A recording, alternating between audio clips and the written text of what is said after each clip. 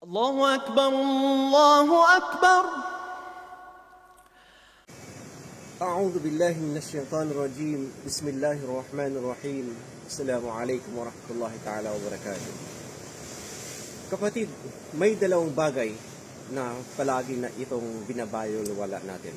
Ito ay ang siha o yung lakas natin at saka itong free time. Ang mga tao ay ibubuhos nila ang kanilang yaman, ang kanilang pera para lamang magiging malakas at hindi magkakasakit at magkakaroon ng oras para magbakasyon kasamang pamilya. Pero bakit kaya? Ito ay sabi ng Propeta Muhammad sallallahu alaihi wasallam, ni'matani maghbunun fiha kathirun minan nas, as-sihhatu wal faragh. Karamihan sabi ng mga tao ay nakakaligtaan o binabaliwala nila na itong napaka importanteng bagay.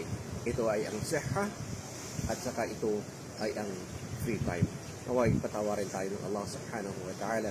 Assalamu alaikum wa rahmatullahi ta'ala wa barakatuh.